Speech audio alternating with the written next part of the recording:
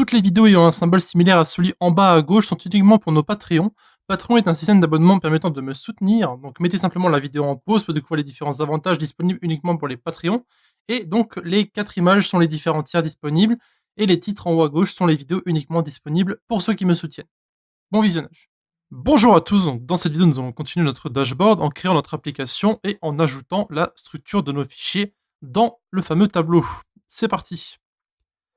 Ok, donc on est reparti pour la suite de notre tableau de bord, et ici nous allons utiliser les données que nous avons entrées dans la vidéo précédente afin de commencer à construire notre application. Tout d'abord, je vais vous présenter les différents modules que nous allons utiliser pour cette vidéo. Donc, je vais d'abord les appeler, puis on verra à quoi ils correspondent. Donc, je vais commencer par passeport, donc require passeport. Ceux qui connaissent déjà Express savent de quoi je parle, je suppose, mais pardonnez les gens qui viennent juste de commencer. Donc require stratégie, donc passeport Discord. Ici on va appeler point stratégie. Et vous allez voir dans un instant pourquoi je fais ça. Je vais vous montrer sur la documentation de passeport Discord qui nous dit justement qu'il faut faire comme ça tout simplement. Donc ensuite session. Require, c'est un module express. Donc express, pas passeport du coup, c'est express session. Et ensuite memory store. Quelque chose qui est conseillé d'utiliser lorsque vous utilisez Express Session, et je vais vous montrer encore une fois sur la documentation comment ça se passe. Voilà. Donc on sauvegarde tout ça et maintenant je vais vous présenter un peu comment ça fonctionne. Tout d'abord, nous avons donc Passeport et Passeport Discord. Donc ces deux-là vont servir de module d'authentification pour notre tableau de bord. Donc c'est le cas pour Passeport.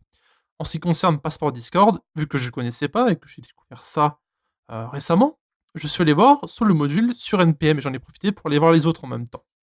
Donc, le but, c'est en fait de créer une nouvelle stratégie afin de rendre l'authentification via Discord plus simple. Donc vous avez tout ici. Et ensuite, vous pouvez lire si jamais ça vous intéresse, les différentes requests, les tokens, etc. Donc il précise un peu comment ça fonctionne, donc c'est plus ou moins ça qu'on va utiliser. Vous allez voir. Donc, le but, c'est de passer par le système d'authentification de Discord et on va en quelque sorte récupérer les informations de notre bot grâce au client secret et au client ID. Puis, on va ensuite récupérer la liste des serveurs où se trouve l'utilisateur avec passeport. Puis ensuite, l'authentification va continuer, la personne sera connectée et il pourra changer ces différentes informations. Ensuite, pour ce qui est de session et memory store, vous devriez logiquement connaître pour ceux qui connaissent un peu Express, mais pour ceux qui ne connaissent pas, il s'agit en fait d'un middleware, donc pour faciliter la communication entre l'application et la session de l'utilisateur. Et donc, le memory store va venir remplacer le store qui est déjà présent par défaut dans session, afin d'éviter les leaks, comme c'est marqué dans la documentation un peu plus bas.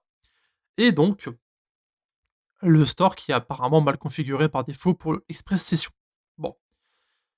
Du coup, on va utiliser la documentation de chaque module pour créer notre application. J'ai justement fait du pur copier-coller de chaque documentation et j'ai un peu changé à ma sauce avec iOS 6, etc. Donc on va commencer par la stratégie avec Passeport Discord que vous avez ici, donc tout ça.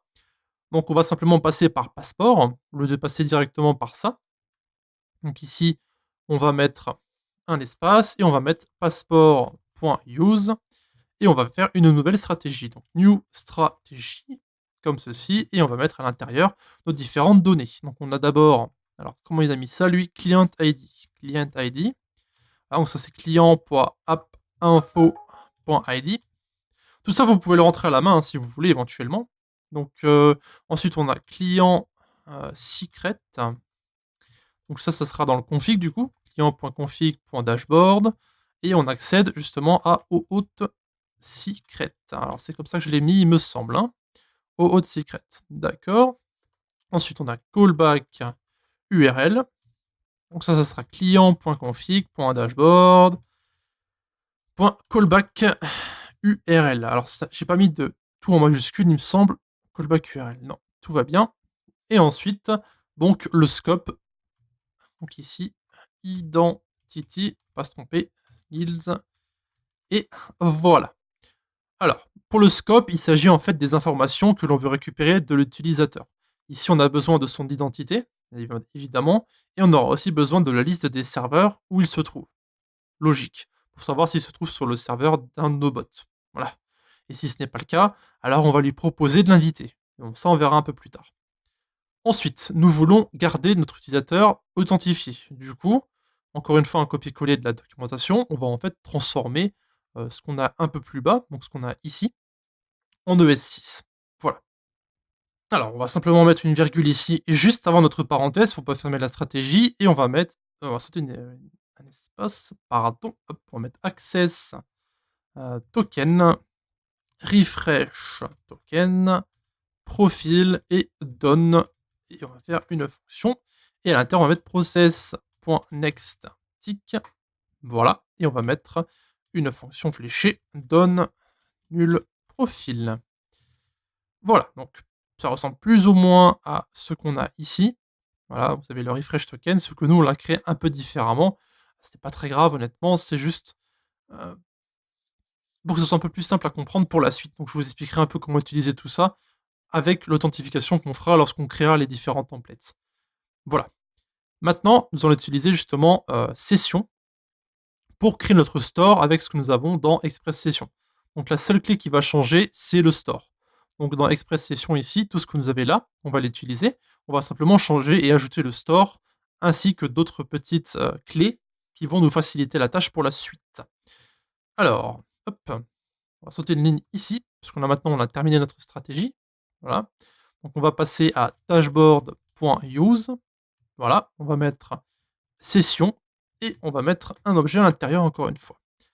Alors, on va commencer par créer nos différentes données sans ajouter le store qu'on ajoutera à la toute fin.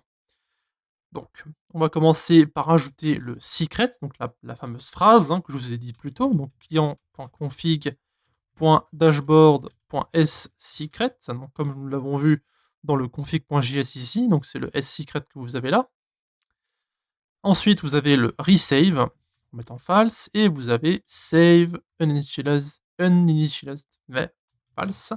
Voilà. Et donc, on va ajouter à la toute fin notre store. Mais il faut savoir qu'ici, la phrase secrète va permettre de sécuriser les données de notre utilisateur. La clé resave est nécessaire pour le store de memory store. Et la troisième donnée que nous avons ici va permettre de faciliter l'authentification avec notre login. C'est ce petite clé que vous avez là est juste mis en avant pour les différentes trucs de connexion. Alors je cherche juste, c'est marqué quelque part. C'est save. Voilà, donc ici, on va descendre un petit peu. Voilà, donc force session additional to be saved to a store. Alors, c'est marqué que c'est useful pour implementing login sessions, reducing server storage usage, etc. Donc, il faut mettre le false pour ce genre d'implémentation. C'est exactement ce que nous, on veut. On veut simplement une session de connexion.